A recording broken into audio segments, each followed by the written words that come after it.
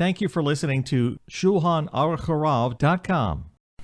Is the holiday of Rosh Chodesh of biblical status? Does it have any sources in Scripture? Is it celebration biblical or only of rabbinical level?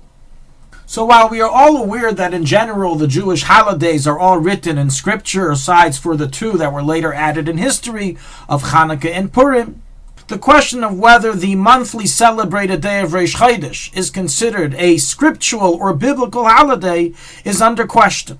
In this lesson, we will analyze the different sources of this matter and discover if it is in truth biblical or rabbinical.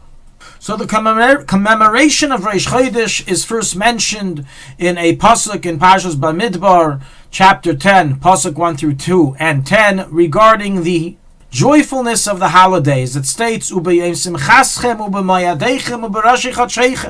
referring to the blowing of the trumpets, and God commands Moses that in the days of your joy, which is during your holidays and during your Rosh Chodesh and during your first of the months, by the fact that Torah, the scripture, considers it a day of joy, we already see a hint towards its celebrative status and its status of a holiday, as it's mentioned together with Shabbos and Yontif.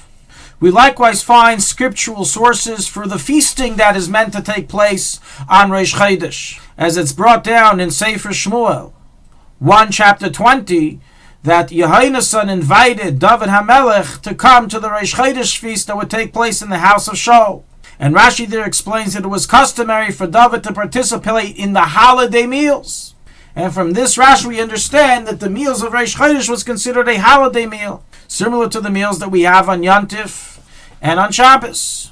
There's various other areas likewise in Scripture and Nach that it refers to the Rosh Chodesh as a holiday. The final nail to this discussion can be brought from the Gemara in Meseches Shavuos, page 10a, and Psachim 77 and Tainus 29, which discusses whether Rosh Chodesh is defined as a Moed in Hebrew, in Lashon HaKodesh. In other words, while you may want to use the generic term holiday to refer to Rosh Chodesh, the question is, does it have the halachic status of a Moed? The practical ramification there that is discussed in the Talmud is regarding whether the Rosh Chodesh sacrifices may be offered even if the people, the community, are impure. As only if it's defined as a Moed, as a holiday halachically, can you offer the sacrifices even with impurity. And the conclusion of the Gemara is that indeed Rosh Chodesh is considered a Moed, a halachic holiday. Its offerings are allowed to be brought even if the community is impure. Interestingly, the verse in Scripture from where the Talmud learns that Rosh Chodesh is referred to as a halachic Moed is a pasuk in Eicha that states V'kara alai Moed, which is actually referring to Rosh Chodesh Tammuz, which, as we know, in the future became a month of tragedy. On the 17th of Tammuz, nonetheless, it is the source for the fact that Rosh Chodesh is halachic defined as a Moed, as a holiday. So all in all, we have found scriptural basis for the holiday of Rosh Chodesh and its holiday status.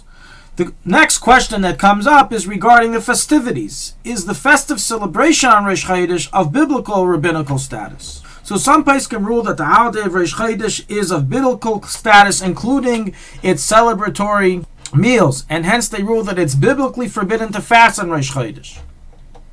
So is the implied opinion of the Rambam as brought in the Mecharben Shulchanaruch in chapter 418 halacha 4 and 570 halacha 1. However, other poskim rule that it is only of rabbinical status, the celebratory meals, and the prohibition of eating on the day. And therefore, although the concept of Rosh Chodesh is biblical, the festivities associated with it and lack of fasting that's required is not a biblical status according to his approach. All in all, the celebratory aspect of Rosh Chodesh is under debate, even though everyone is in consensus that the day of Rosh Chodesh is biblical with scriptural sources. Thank you for listening to Shulchanaruchharav.com. Our free services of making Torah knowledge available to the public depends on donors like you.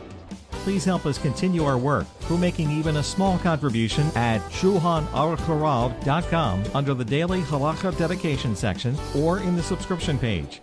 Also, check out our online courses and many sefarim available for purchase that will both enhance your Torah knowledge and help support our work.